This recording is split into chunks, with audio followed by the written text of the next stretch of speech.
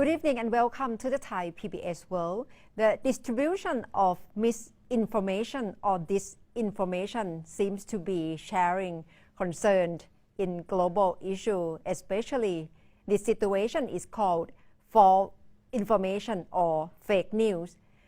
But to countering the fake news or the spread of fake news, Taiwan seems to be at the forefront country in Asia. Kun Chalanthorn Yothasamut has discussed this issue with Digital Minister of Taiwan.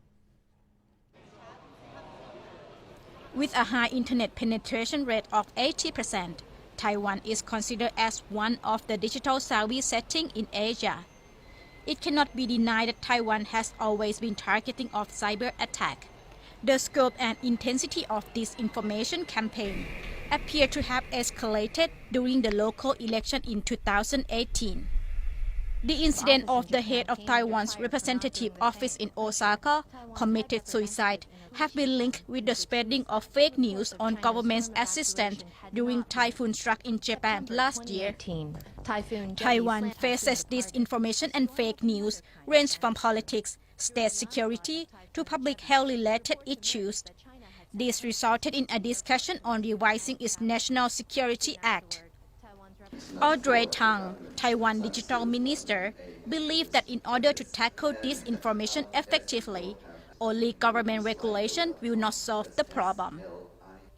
Unlike other settings, Taiwan is not focused on censorship or deleting unwanted online information, but rather focused on providing a counter-narrative promptly or within 60 minutes. The idea is not, we don't go to takedown. In Taiwan, takedown is something that is seen as a judicial branch thing.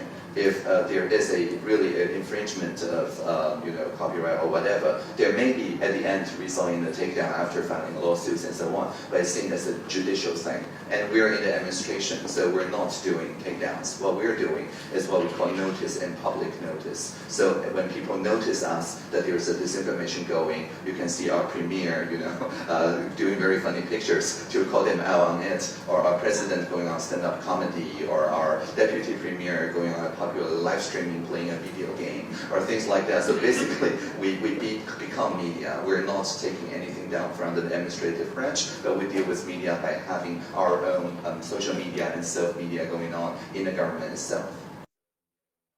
Taiwan initiated various media platforms to encounter disinformation, including Taiwan Fact Check website, an official live fact checker account, or even face-to-face discussion with the minister. Audrey Tang revealed 3 factors to encounter fake news effectively.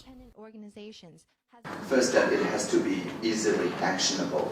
Actionable meaning that you can only spend a couple of seconds on upvoting or downvoting something. You can maybe spend just 5 seconds to flag something as disinformation. So making it really easy for people to participate and instant gratification, that is very important. Second is about connected. So when people do this fact checking, they don't do this alone. As I mentioned, the weekly meetups, the meetings with good food and drink and vending and things like that, making it a popular hobby of people to participate. That is also important, the environment. And the third thing is to make it extensible. Extensible means that people in social sector, when they do co-facts and things like that, everything is open source. Taiwan will be the first country in Asia to introduce school lessons on fake news. TV series called The World Between Us was also introduced to create public awareness on media literacy. Starting this August, we're making into our K-12 curriculum. So starting from the first grade, from the primary school, the students will learn about critical thinking and media literacy, not as a class, not as 2 hours every week, but across all the different classes. We have handouts to all the different teachers, whether you're teaching geography, mathematics, or sociology, or whatever. You can work with the kids on how to discover independent information online, and also doing the media literacy, referencing the public television into the idea of a collective understanding. In dealing with fake news and disinformation, Taiwan's digital minister insisted that the government regulation and censorship will not solve all the problems. but there is a need for public participation and open government. ชลันทร โยธาสมุทร Thai PBS World Report. Audrey in Thailand today to join International Conference on Fake News 2019. And that's all from the Thai PBS World.